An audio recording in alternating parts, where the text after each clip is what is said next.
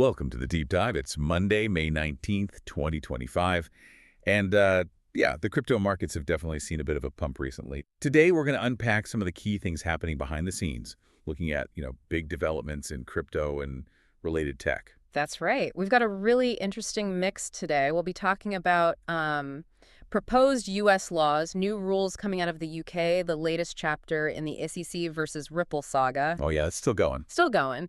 And a big U.S. food chain getting into Bitcoin, plus some major investments in things like Bitcoin ETFs and AI infrastructure over in the Middle East. Okay, so our mission, really, is to give you a clear understanding of what's going on with these big events, what they might mean, without getting bogged down in too much jargon. All right. Let's get into it. Starting in the U.S., there's this proposal getting some attention. Indeed. President Trump has floated this idea, calling it a big, beautiful bill, though apparently it's hitting some pushback, even from within the Republican Party. But one part of it specifically, well, it could have some real ripple effects for crypto. And that's the idea of a 5% tax on remittances. Yeah. Right?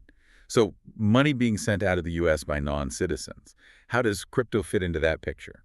Well, it's fascinating because think about it. If sending money through, say, Western Union suddenly costs an extra 5%, that could really incentivize people to look for alternatives. And cryptocurrencies like Bitcoin, well, they become a pretty attractive option for sending money across borders. Right, because the fees for Bitcoin transfers aren't usually based on the amount you send, are they? It's more about network congestion. Exactly. So whether you're sending $50 or $5,000, the Bitcoin fee itself could be, way lower than that 5% hit.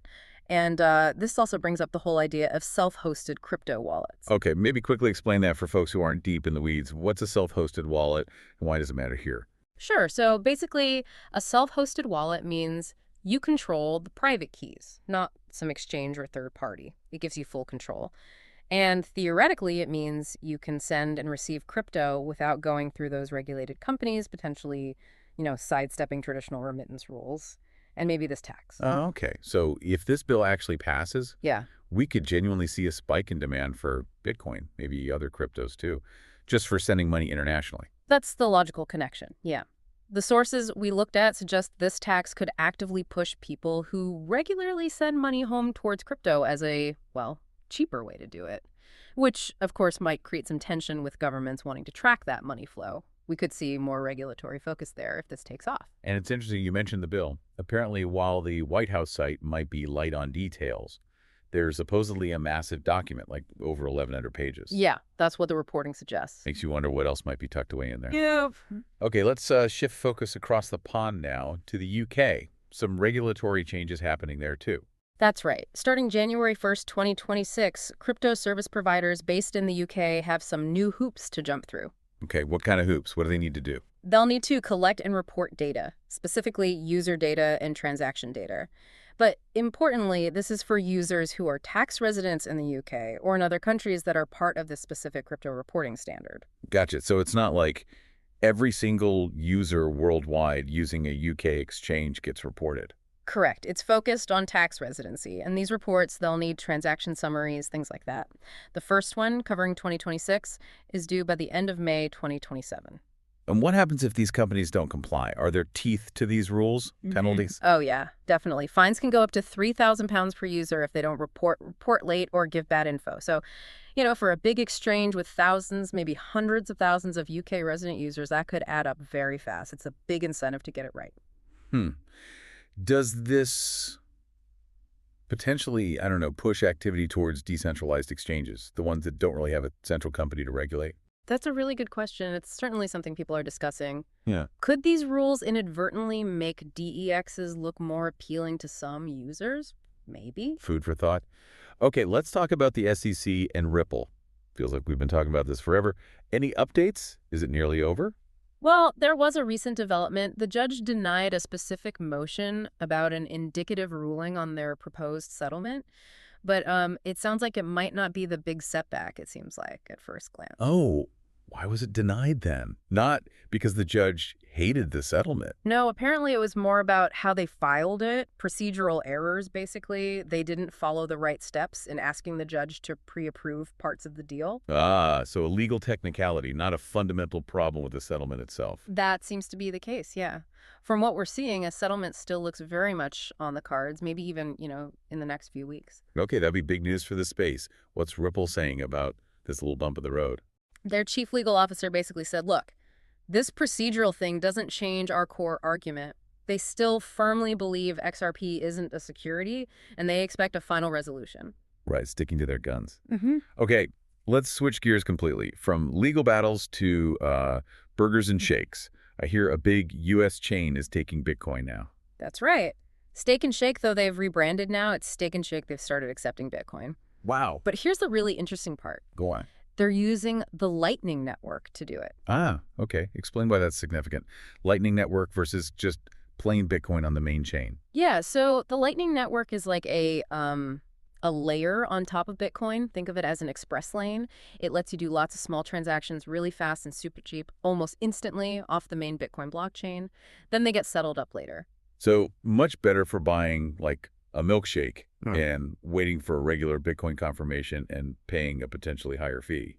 Exactly. A customer could just use a Lightning-enabled app, pay, and Steak and Shake gets the Bitcoin pretty much instantly with tiny fees.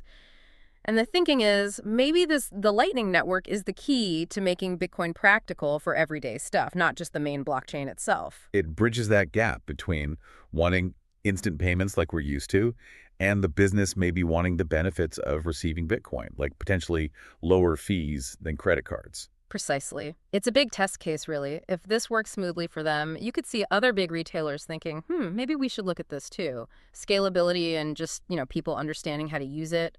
Those will be the hurdles. Yeah, definitely feels like a step towards more mainstream everyday use. Okay, let's pivot now to the Middle East. Some big money moves happening in Abu Dhabi involving crypto and AI.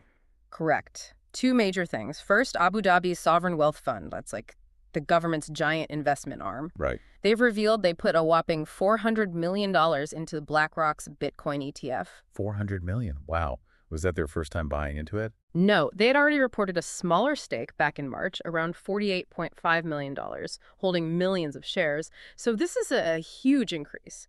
It definitely signals, growing confidence from major global institutions in these regulated U.S. spot Bitcoin ETFs. Yeah, it seems like big traditional finance players are getting more comfortable getting Bitcoin exposure this way. Yeah. What's the second big development out of Abu Dhabi? The second one is about AI. Abu Dhabi's big AI company, G42, is leading a group with U.S. partners to build a massive AI campus. We're talking 5 gigawatts of power spanning both the UAE and the U.S. 5 gigawatts. That sounds absolutely enormous for an AI facility. It is. Reports say it's set to be the biggest AI setup like this outside the U.S. And apparently President Trump was involved in the announcement during his recent Middle East trip, highlighting that U.S.-UAE partnership. So a real joint venture then. What's the goal of this huge campus? It's designed for massive computing power, low latency, aiming to serve users globally, including the Global South. And interestingly, they're putting a big focus on using diverse energy sources, nuclear, solar, gas, to try and minimize the carbon footprint. And this is part of a bigger picture, right? Yeah. A broader collaboration. Exactly. It fits into a new UAE-USA partnership focused specifically on boosting cooperation in AI and other advanced tech. It's also worth noting that access to this computing power will be limited to major U.S. cloud providers, the hyperscalers, and other approved providers. So this really boosts the UAE's position in the global AI race, but also deepens tech ties with the U.S. It's fascinating seeing these parallel interests in crypto and AI playing out internationally. Absolutely. Now, just to give a bit of market context before we wrap up, let's quickly look at sentiment and some key numbers. Yeah, let's get that snapshot. How's the market feeling? Well, the Fear and Greed Index is showing greed, sitting at 74. So sentiment is pretty positive overall. Global crypto market volume in the last 24 hours was about $3.41 trillion, down just slightly. But ETF inflows were strong, $282.4 million coming in over 24 hours. Interesting. So money's still flowing into those ETFs, even if the broader market volume dipped a bit. What about total crypto trading volume? That was around $106 billion, actually down about 14% in 24 hours. Decentralized finance, DeFi, saw about $12.18 billion in volume. Total value locked in DeFi is sitting around $114 billion. And right now, PancakeSwap is the top decentralized exchange by volume. Okay. And stablecoins, still dominated by Tether. Yep. Total stablecoin market cap is around $244 billion, and USDT is still king by a long shot. As for the big two, Bitcoin's market cap is just over $2 trillion, with about $41.6 billion traded in 24 hours. Ethereum's cap is around $293 billion, with about $19 billion in volume. And dominance. Bitcoin's still holding the lion's share. Yeah, Bitcoin dominance is at 60.74%. Ethereum's is much lower, 8.55%.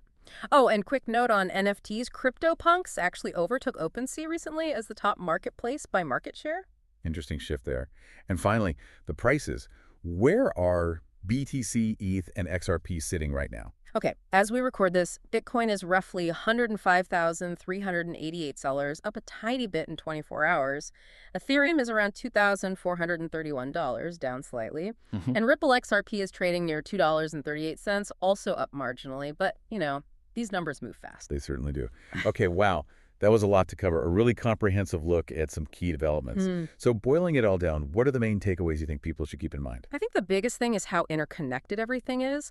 You see a potential U.S. law like the remittance tax directly possibly driving crypto adoption for a specific use case. At the same time, you have the U.K. formalizing regulations showing the space is maturing and getting more scrutiny. Right, and the whole SEC Ripple thing, whenever that finally resolves, that'll send ripples, no pun intended, through the market regarding regulatory clarity. Exactly. And then you have these real-world adoption examples like Stake and Shake using Lightning, which shows the tech's practical potential is actually being tested now. And we can't forget those big strategic plays like Abu Dhabi betting big on both Bitcoin ETFs and teaming up with the U.S. on massive AI projects. It shows convergence. It really does. All these pieces together, regulation, tech adoption, institutional money, geopolitical partnerships, they all point towards digital assets becoming more woven into the fabric of, well, everything. Finance, tech, global innovation. So maybe the final thought for you listening is to consider how all these different threads pulling together regulation, technology, global finance, AI, how might that convergence reshape not just digital assets themselves, but how we actually use them and how they impact our lives day to day?